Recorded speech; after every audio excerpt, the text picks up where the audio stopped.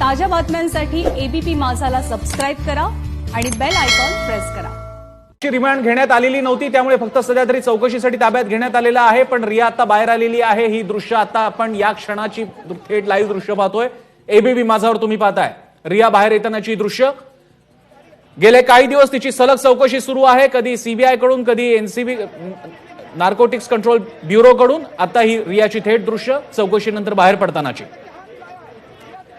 या आजच्या घटनेमुळे बॉलिवूड हादरून गेलेलं आहे। त्याचं कारण मगाशी जसं बिहारचे डीजीपी म्हणाले, ड्रग्ज हा प्रकार स्थानिक पातळीला चालत नाही, मोठ्या पातळीला चालतो आणि त्यामुळे ड्रग्जच्या या कार्टेलमध्ये, या सगळ्या नेक्ससमध्ये, या चौकडीमध्ये, ड्रग्ज चौकडीमध्ये अनेक नावं समोर येऊ शकतात जे बॉलिवूड हादरवून टाकतील, भारताला हादरवून टाकतील। सुरुवात रियापासून झालेली आहे, सुरुवात सुशांतच्या मृत्यूपासून झालेली आहे, पण थांबणार इथे नाहीये। आणखी पुढे येऊ शकतात नावं, बॉलिवूड मधली नावं, कदाचित तुमचे नायक महानायक सुद्धा अडकू शकतात, अशी स्थिती असू शकते।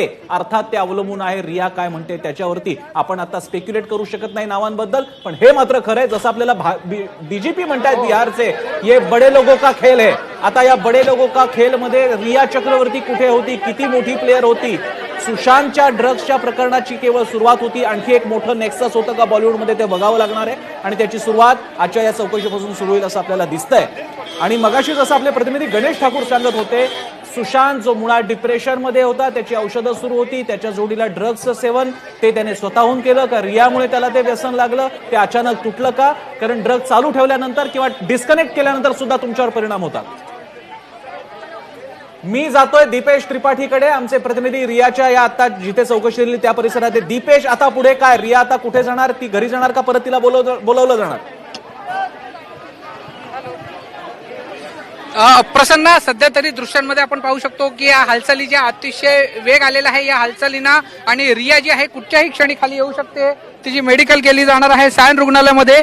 तिची मेडिकल आणि कोविड चाचणी जी आहे ती एसओपी प्रमाणे केली जाणार आहे। आणि जसं एनसीपीने स्पष्ट केलेलं आहे की ते रियाची कस्टडी मागणार नाही आहेत। गेल्या 3 दिवसांपासून रिया जी आहे ती चौकशीमध्ये सहकार्य करत आहे। दीपेश, मी तुम्हाला थोडंसं थांबवतोय कारण दृश्य आपल्याला सांगायचे। गाडी निघालेली आहे रियाची आणि रिया आता एखाद्या वेगळ्या एजन्सीकडे चौकशीसाठी जाईल, घरी जाणार आहे का? आणखी सुद्धा काही प्रश्न उपस्थित होत आहेत। रिया ज्या प्रकारे तिची स्वतःला डिफेन्स करते आहे त्यासाठीच्या तरतुदी करण्यामागे मोठा पैसा खर्च होतो। हा पैसा कोणाचा आहे हा प्रश्न सुद्धा अजून समोर आहे। गणेशकडे पुन्हा एकदा जाऊयात। गणेश ठाकूर आपले प्रतिनिधी आपल्यासोबत आहेत। गणेश, आता रिया तिथून निघाल्याची माहिती आपल्याला दीपेशने दिली, या पुढची प्रोसेस काय असेल? अन्य एजन्सी ताबा घेणार का घरी जाणार?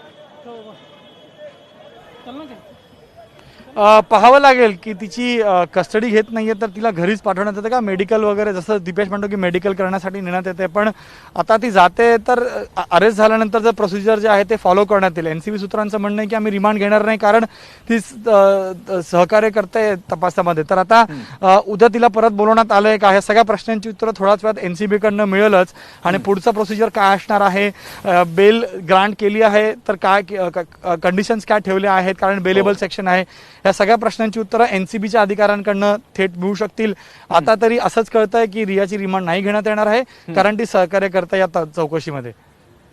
गणेश, रियाच्या बद्दल एक आपण लक्षात घेऊयात, रियाच्या मागे एवढा काही एक मोठा डिफेन्स उभा असल्याशिवाय रिया या सगळ्या व्यवस्थांना ती तोंड देते, ती कोर्टात उभी राहते, तिच्या बाजूने मोठमोठे वकील आहेत आणि सगळं खर्चिक प्रकरण आहे। आणि रिया काही क्लास ए दर्जाची ऍक्ट्रेस नव्हती का, मॉडेल नव्हती, सुपर मॉडेल नव्हती। असं असताना हे सगळं मॅनेज कोण करतंय? रियाच्या मागे सुद्धा तेवढेच तगडे फोर्सेस आहेत का गणेश?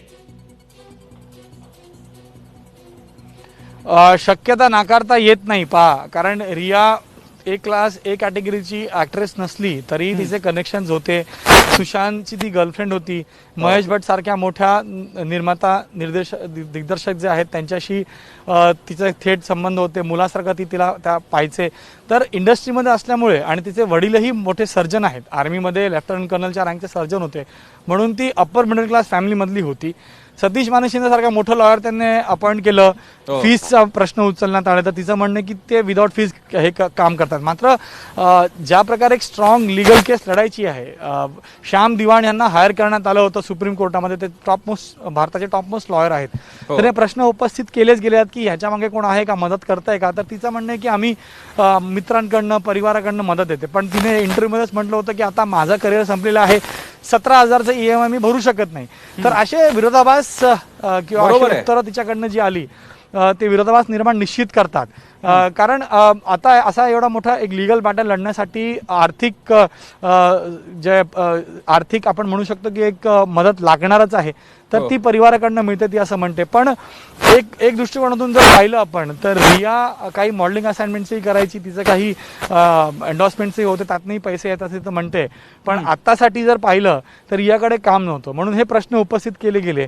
पण रिया पूर्णतः या लिगल बॅटल लढण्यासाठी तयार आहे हे दिसतंय. काल ती स्वतः बँड्रा पोलीस स्टेशनला गेली, बँड्रा पोलीस स्टेशनमध्ये तिने तक्रार नोंदवली, तक्रार नोंदवून ती FIR करण्यासाठी मागे आहे. तर तिनंही आपली मानसिक तयारी ठेवली आहे की आता हे जी लढाई आहे ती लांब लढायची आहे, आपल्याला अटकही होऊ शकते, आपल्यावर मोठ्या कारवाई होऊ शकते. कारण आता फक्त एक एजन्सीने हात टाकलेला आहे, CBI EDचं काम अजूनही बाकी आहे.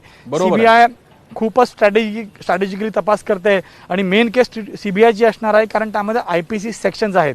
हे NDPS सेक्शन तू आता म्हणालास CBI आणि EDचा उल्लेख केला, त्याच्याबद्दलची बातमी आहे गणेश. सतीश माने शिंदे जे वकील आहेत रियाचे, त्यांनी दावा केलेला आहे, आरोप केलेला आहे की 3 एजन्सी मिळून तिचा छळ चालू आहे, तिला त्रास दिला जातोय. 3 यंत्रणा मिळून रियाला त्रास देत आहेत असं सतीश माने शिंदे जे रियाचे वकील आहेत त्यांनी असा दावा केलाय, आरोप केलाय. गंभीर आरोप आहे हा.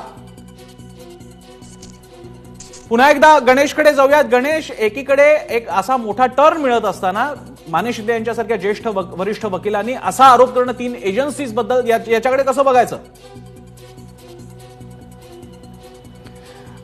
प्रसन्न, मला तर वाटतं की यांच्यामुळेच रियाची अडचण वाढली आहे का असा प्रश्नही उपस्थित होतो. कारण वारंवार जे इंटरव्ह्यूज दिले, जे तिने म्हटलेलं आहे ते तिच्या अगेन्स्ट गेलंय हे 100% आहे. आता एका बाजूला रिया असं म्हणते की मला माझ्या सिस्टमवर भरोसा आहे, जस्टिस तिला मिळेल आणि एजन्सीजवर भरोसा आहे, आणि इथं अटक झाली म्हणून तिन्ही एजन्सीचा तपास करतायत त्यामुळे तिचा छळ होता असं म्हटलं. तर जे एजन्सीचे अधिकारी तपास करतायत तेही हे पाहतात आणि त्यामुळे त्यांचं नुकसानही होऊ शकतं हे त्यांना कळलं पाहिजे. मात्र ते करत नाहीयेत.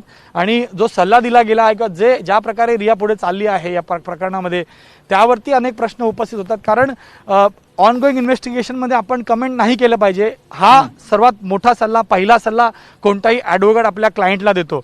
पण इथं स्वतः ॲडव्होकेट ऑनगोईंग इन्व्हेस्टिगेशन किंवा कोर्टामध्ये काही सिद्ध नाही झालं त्या आधीच अशा प्रकारचं भाष्य करणं हे क्लायंटला नुकसान निश्चित करेल हे आपण म्हणू शकतो. पण आता प्रश्न असा आहे की हे बोलण्याची गरज काय? तुम्ही म्हणताय की आम्ही काही केलं नाहीये, तर तुम्ही ते कोर्टात सिद्धच होईल. तर त्यासाठी कोणाला दोष देणं आत्ता या प्रायमरी स्टेजवरती हे योग्य नाही. पण ते दोष देत आहेत. आणि या आधीही, हे पहिल्यांदा नव्हे तर आधीही ज्यावेळेस ती पहिल्यांदा NCB कार्यालयात येत होती त्यावेळेसही त्यांचं असं म्हणणं होतं की ED CBIला काही नाही मिळालं म्हणून NCB आता ड्रग्स कनेक्शन शोधून तिला फसवण्याचा प्रयत्न करतात. वारंवार स्टेटमेंट जे आहेत ते रिया विरुद्ध गेलेले आहेत हे त्यांनाही कळलं पाहिजे आणि हे रियालाही कळलं पाहिजे. पण तसं न करता आणखी पुढे स्टेटमेंट दिले जात आहेत. रियाची अटक झालेली आहे. मी गणेश तुम्हाला थोडंसं थांबवतोय.